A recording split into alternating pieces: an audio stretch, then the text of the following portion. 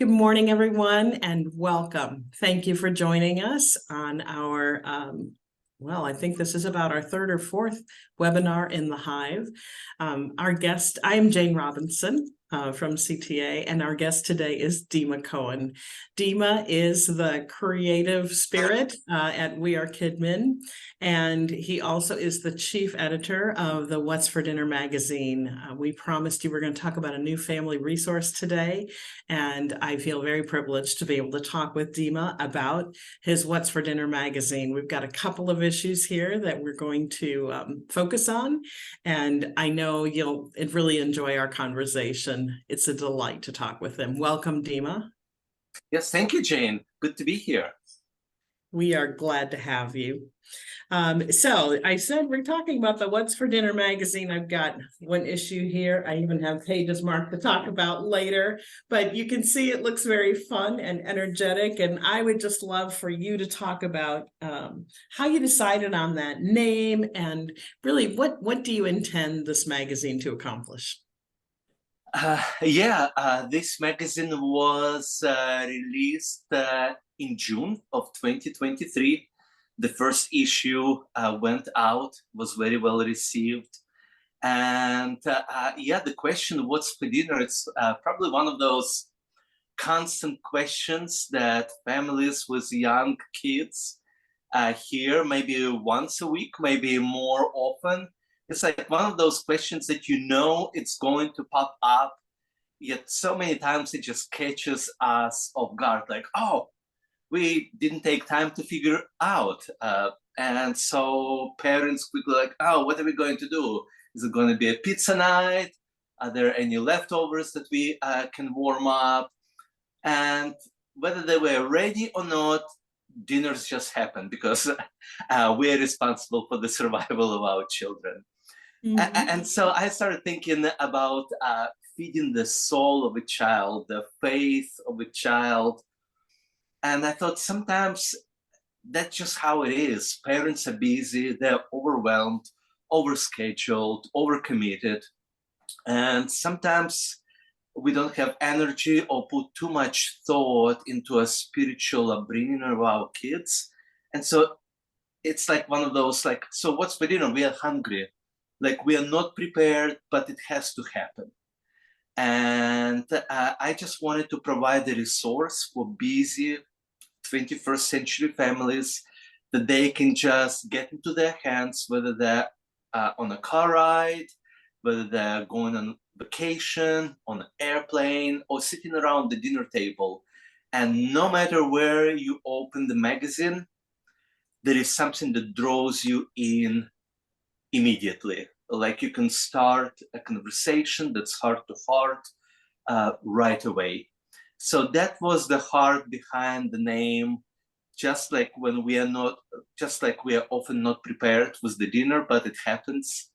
Sometimes with the spiritual formation, like, let it be just a quick solution, just to have those sacred moments with your kids that maybe you were not prepared for, but the magazine is right there. You just open it at any page, and hopefully that will happen. Yeah, so it's very interesting that you say that, open to any page, and that those sacred moments can happen, because I looked through this as a parent, and the magazine is, and this, you can see the energy here, but really it doesn't have to be sequential, right? You can just open to any page and you have a fun activity. And what I really love about it, Dema, is that it's not a predictable thing. Every time you turn a page, it's like an adventure. So, for example, our family loved board games when our kids were growing up. And there's this it actually goes on to the next spread, 4-page board game that families can play. And really, there's nothing difficult for them to get around. They need a marker and paper and something to write with and a timer, right? It's pretty easy. But suddenly they can have the fun of playing a board game. Yeah, and if I can just give you a little secret, you call it a board game. When I was working on it, it's actually devotions. This is a family diving into God's word. It's a family wrestling with difficult questions and real life situations.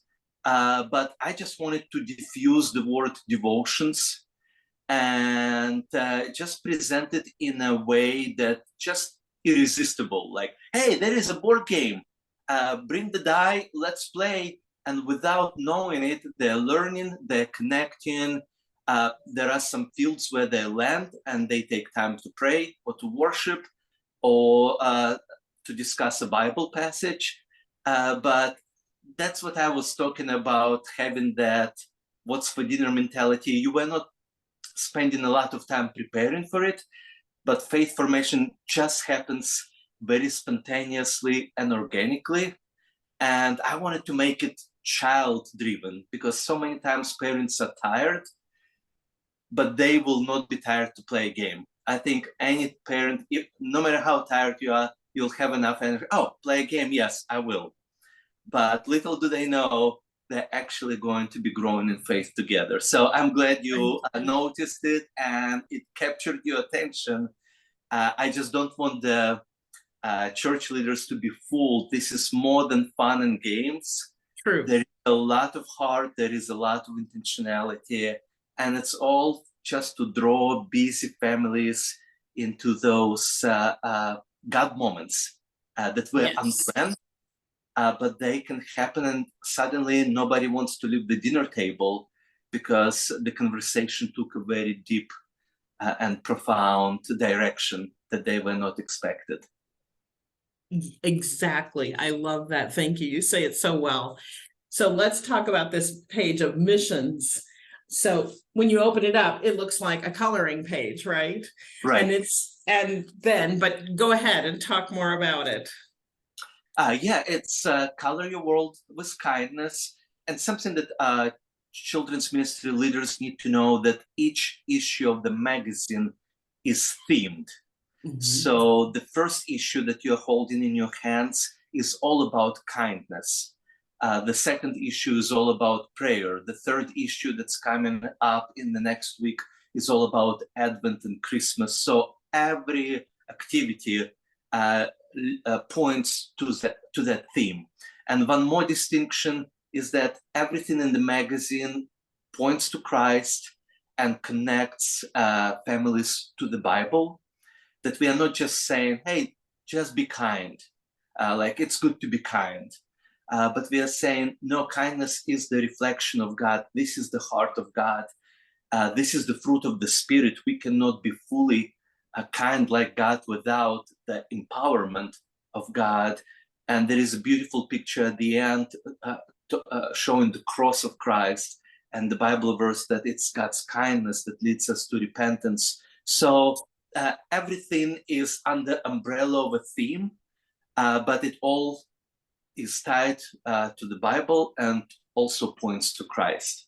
So this particular activity is color your world with kindness, and it's an object lesson that when you bring kindness into somebody's life, it's like you take a paintbrush, God's paintbrush, and you dip it into God's colors of love, compassion, generosity, attentiveness, and you just add a little bit of color into somebody's life, and you enrich it, and you make it more bright. You brighten somebody's day. So the idea was there to show, I don't remember now, 7, maybe 8 different scenarios where families are challenged that here is one thing you can do, and after you accomplish it, color this segment of the page. So it gives them a little visual representation of the journey that they are taking as a family. Hey, we started off with a black and white page.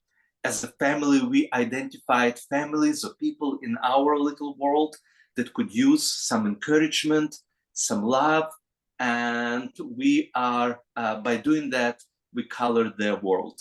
So there is a lot of symbolism, there are a lot of hands-on things that tie, like, this is what we as a family do, this is the impact that it has on other people's lives, and this is just a visual tracker for us to see our progress.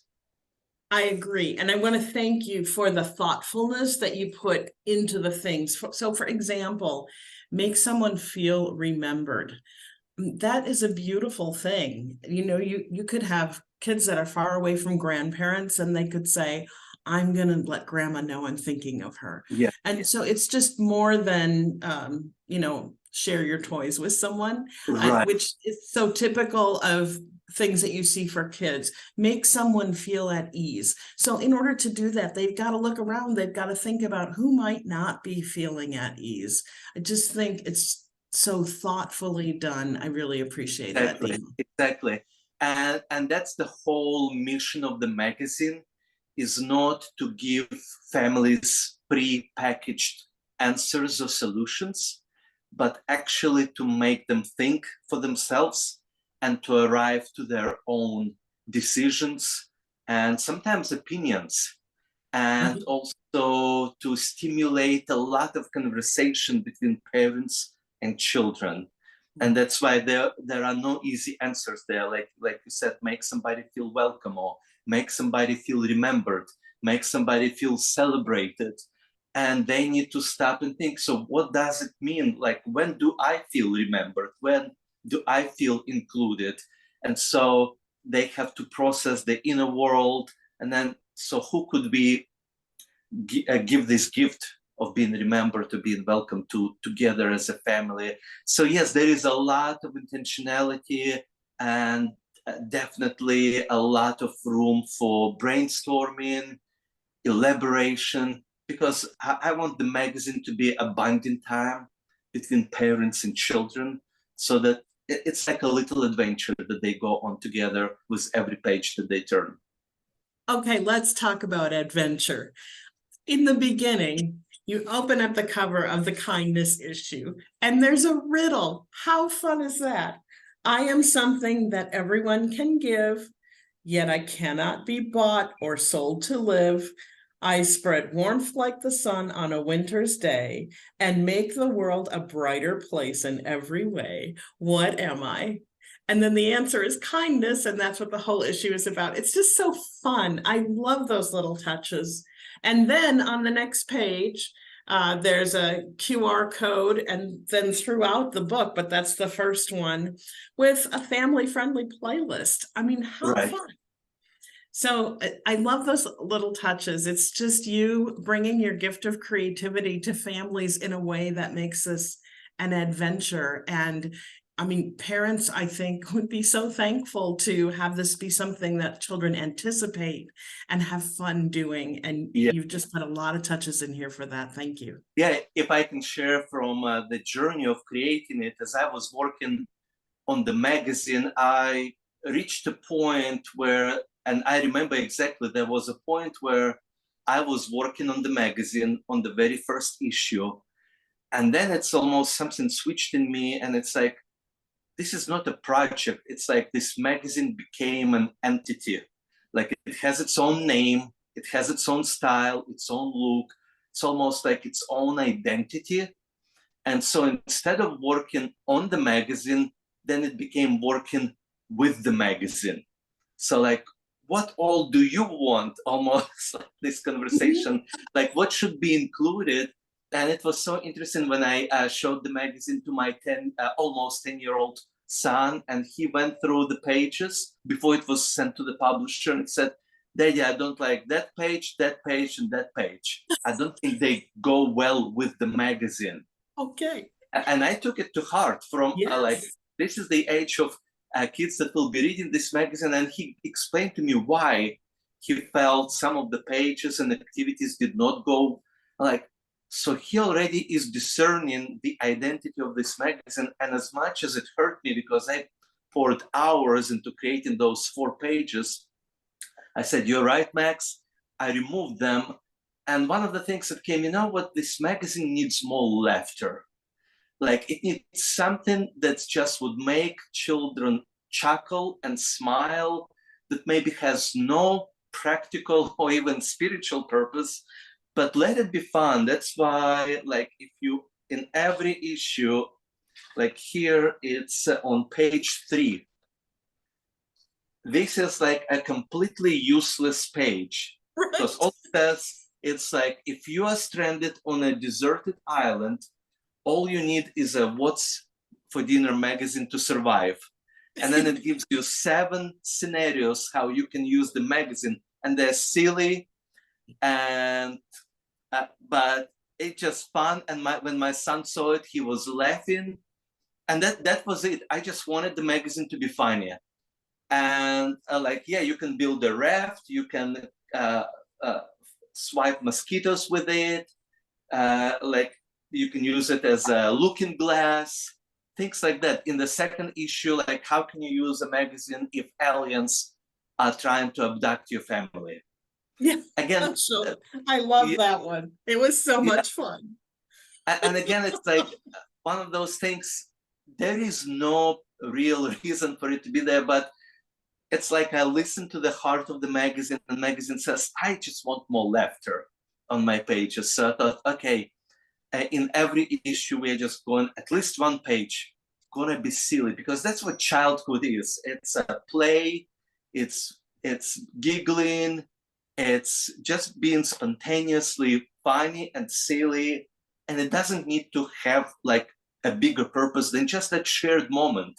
And so I thought, if a child just giggles or smiles at the end of a stressful day and they want to share the joke with the parent, that's again that connection. And if I took away an ounce of their stress or worry, because we know the Bible says that laughter is a good medicine, there, it's good for their soul. It is. Thank you. So I know hospitality is a big topic in the church these days, and I thought of it immediately when I came to this page in the Kindness magazine, the Let's Celebrate. So the Let's Celebrate actually tells families to have a kindness party. Yeah. And really, it's not overwhelming. That's what I love about it. When I read through this, I'm like, our family could have done this. My kids are Right. bigger now, but yeah, thank you. You want to talk more about that one? Yes, yes, I'm glad you picked it out, because when I set out to create this magazine, I wanted it to bond parents and children together. I wanted the magazine to point them to Christ and draw them closer to the pages of the Bible. But I also wanted to make sure that there was an outward focus in the magazine, because sometimes as Christians, we can be so insulated, so inwardly looking, like the world is evil, everything is bad, and here we are just trying to survive. And instead, no, let's open the doors of our hearts, let's open the doors of our home, let's throw a kindness party as a family. And it's not hard. We can make hand-drawn invitations, we can choose a charity in our community, or where we want to make a difference, whether it was the fire department or police department or local public school. Who do we want to encourage? Who do we want to show appreciation to as a family? Maybe we have people that are part of our small group through the church. Let's throw a party as a small group. And then instead of bringing gifts to the party, they bring canned food, or they bring school supplies, or they bring whoever they decide to bless with their kindness. And there are plenty of ideas there, plenty of activities, nothing overwhelming, but something that will allow them to have fun and then step out of their comfort zone. Let's think about somebody else, and then let's go and just bless them with what we gathered or with what we created.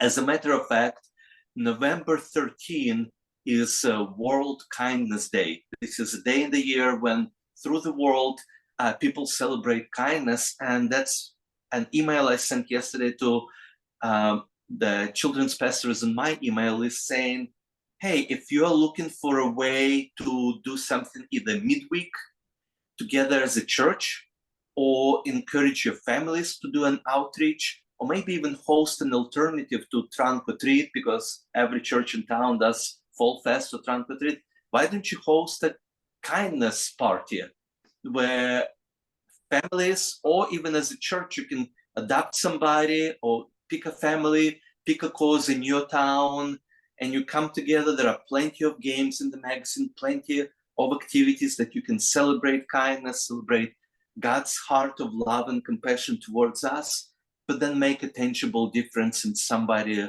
else's life. So maybe we'll start a little trend with this because November 13th is very close to all those activities, and they can host it on the day or around the day, and just choose someone that they could change their life through their kindness. Because so many of our events, when we invite families to the church, they're spectators and they're consumers. We invite them to be entertained and have a good time, all in the name of building a relationship with the community and being more accessible and approachable. Nothing wrong with it, but what if we were able to accomplish all of that and yet also have that outlet? You know what, it's not about us, let's come together to bless somebody else. So instead of you coming with empty baskets or empty bags to grab more candy that your kids probably don't need, what if you bring coats or socks or scarves or toiletry supplies and let's bless Ukrainian refugees in the community, or a crisis pregnancy center, bring baby goods, and just let's celebrate kindness, and then we'll have something tangible that we can deliver and bless them as a result of the party, that it's actually not about us, but about somebody else in our community. So just changing a little bit of how we think about the events that we do in the church, and also that it doesn't even have to be done in the church building, that every family can host a party either in their backyard or in their living room, invite neighbors that they already have a relationship with, so there will be no layer of resistance and awkwardness, and just have fun together and build relationships and do good together. But at the end, there will be organic, faith-filled conversations, and God's name will be glorified through that. Thank you. I have one more thing I want to call out in the Kindness magazine before we move to the prayer one, but I do want to pause to say we've asked everybody to mute, and that's so that our recording won't switch to other people that have that make a sound. But what I'm going to tell everyone is, if you have questions for Dema, please go ahead and put them in the chat, and we will get to them at the end of our time together. And so we'll come back to talking about this and then get to those questions at the end. The last page I want to talk about in the Kindness magazine is a page of similes, which children will learn in elementary school. You know, similes are often used in writing with the words like or as. But what I was thinking about as I read some of these, so for example, kindness is like chewing gum because it may seem small and insignificant, but it can stick with you for a long time.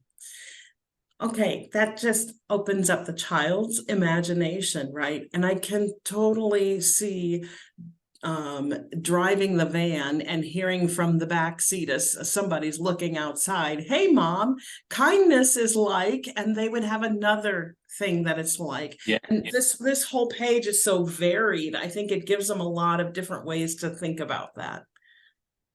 Absolutely. And there are examples like kindness is like a hug, kindness is like a key because it can open doors to many blessings, things like this. But then I intentionally left, I think, about 5 things that I did not give any ideas.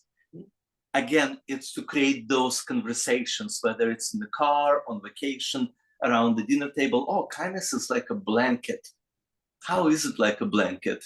Or other things, I don't remember what all they are. But yes, just for them, because kindness can be such an abstract concept for a child that's hard to articulate or explain. But when you start tying it to everyday things from their world, suddenly they start understanding kindness. And the same is in the prayer issue, and maybe we're going to cover it, but like right here in the middle, prayer is like, and there is prayers like a map, a puzzle, a backpack, mirror, telescope, kite. And just again take a spiritual concept that might be hard to explain theologically for a child, but when they start connecting it to a kite or to a calculator or backpack, the wheels will be turning and they will be wondering.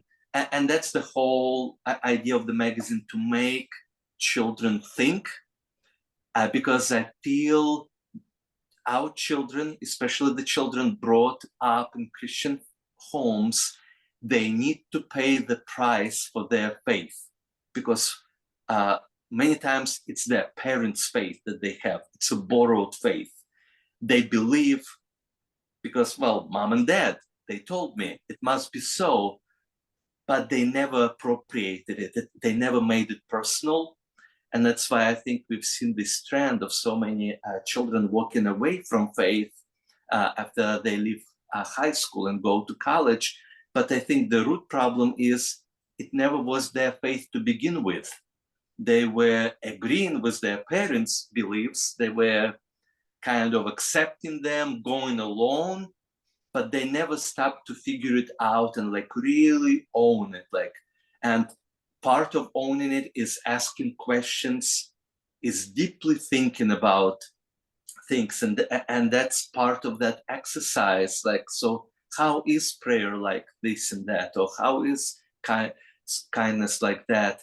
So it makes them stop and think, because once they think things through and they reached a conclusion, now they own it. It wasn't put into their brain by somebody else, by a third party. Oh, the light went on, like I reached that conclusion, I own it. And so now they can wrestle for it because they wrestled with it. And so they can defend it because they know how they got there. So that's why throughout magazine, I'm trying to put very few like ideas that are prepackaged and are just ready for you to consume. And I lead with questions, because questions is what make children wrestle and think, but it's in a very safe environment with their parents, or if a church chooses to use it in a camp setting or VBS setting, they have leaders. But I do want them to think for themselves. I do want them to ask hard questions, because that's how they will arrive to their own conclusions and own their faith. Yeah, I agree. It's beautiful. So I do want to say before we move on to the prayer magazine that while this is the second magazine you developed, people don't have to use this in a specific order. They stand on their own, and really it's a ton of activities that can last a family for a long time, because I think there are even some favorite ones that kids will want to go back to.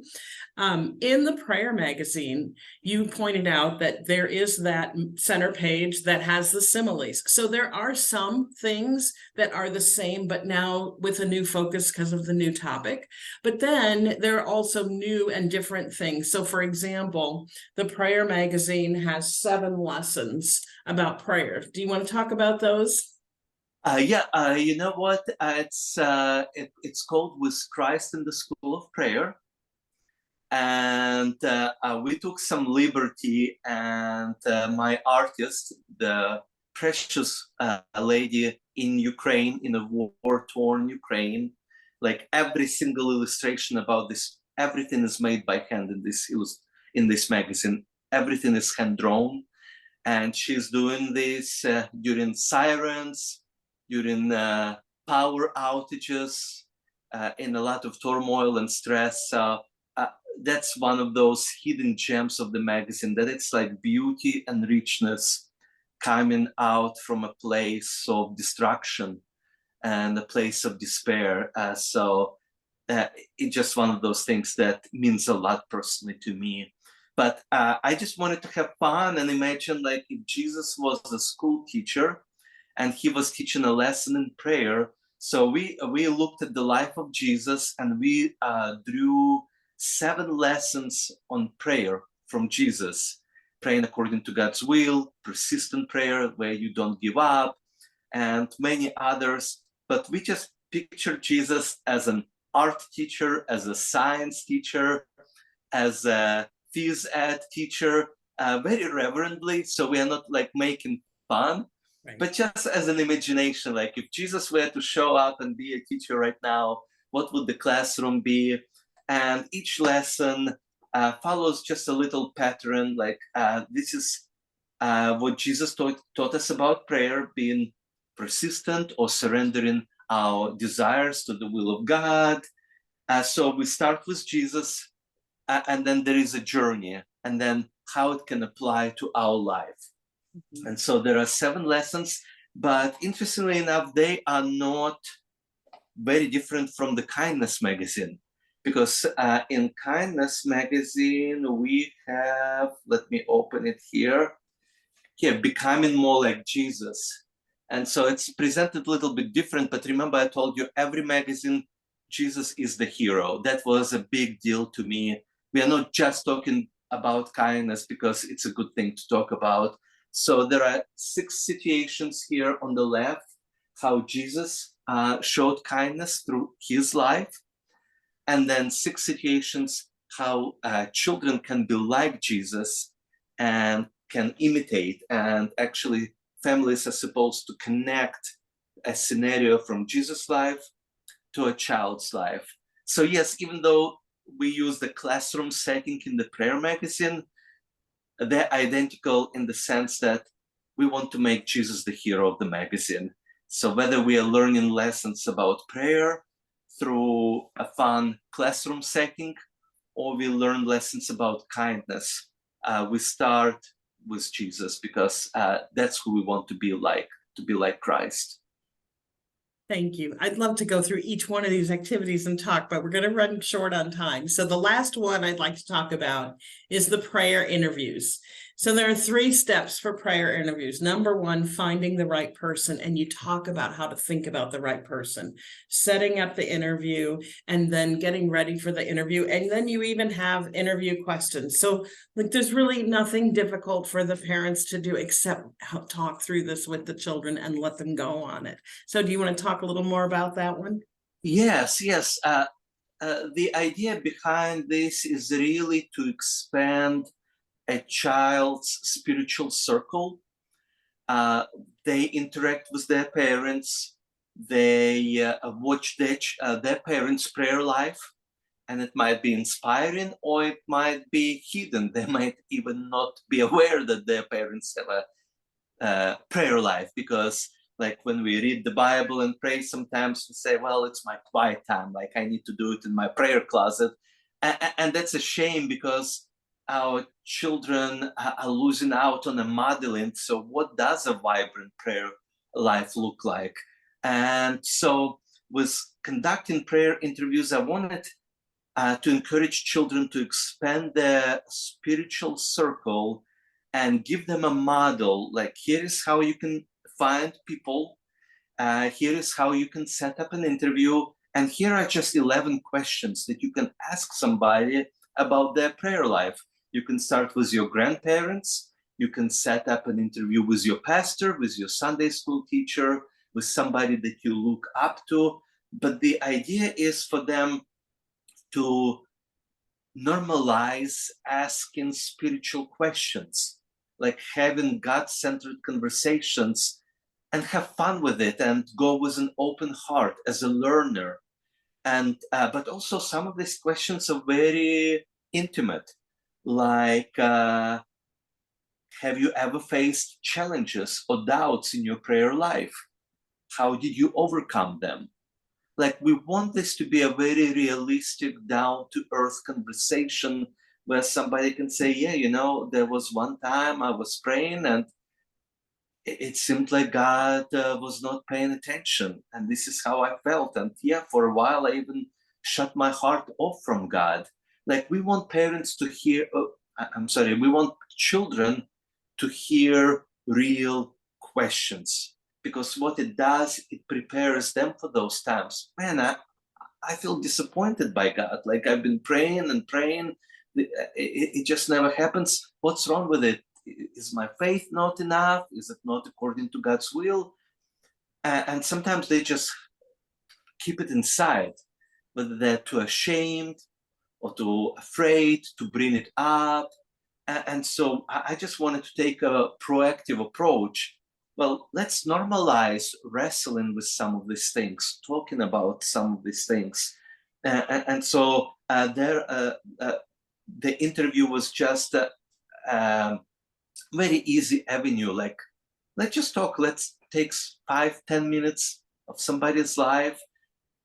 But if they walk away inspired, if they walk away encouraged by the stories that they heard, by somebody's example, when their moment of doubt or struggle comes, I bet they'll remember that conversation and their faith will be stronger because of that. So that was the heart behind it, just to normalize spiritual conversations and just show to parents how easy it is to expand that spiritual team, that hedge of protection around their children, that introduce them to the spiritual influences, men and women that will have impact on your child's life. Let's build that foundation, that cheer team that will help them grow in their faith, and just have those connections and heartfelt conversations with the people. So that's the heart behind it. Yes, thank you. So we have partnered with you on these, and the Kindness magazine we have on our website as a single standalone, but we also have it as part of our back to school family gathering. We called it a Kindness back to school gathering, and it doesn't have to be back to school. It was just happened to be that time frame when that came out. And what we've done in that digital guide is included a time and a suggestion for how children's ministry leaders can talk to the parents about the What's for Dinner magazine, so they understand what's coming home with their family.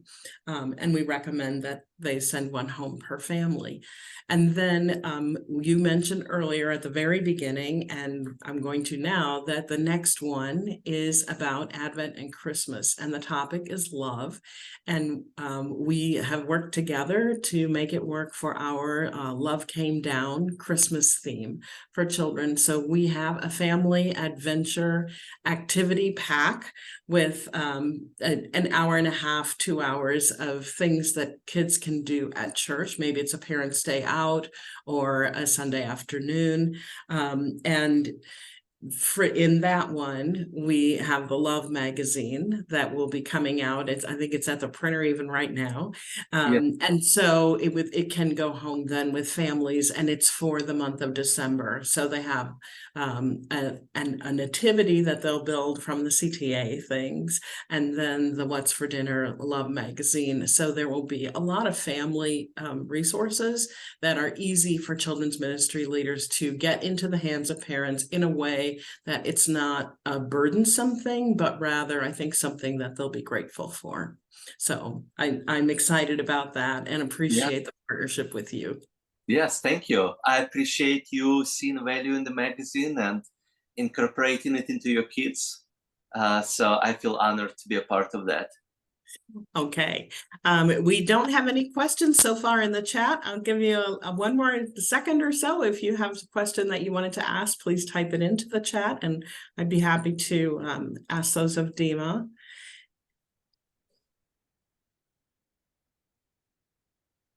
Looks like not so far. So I just want to say thank you, everyone, for joining us.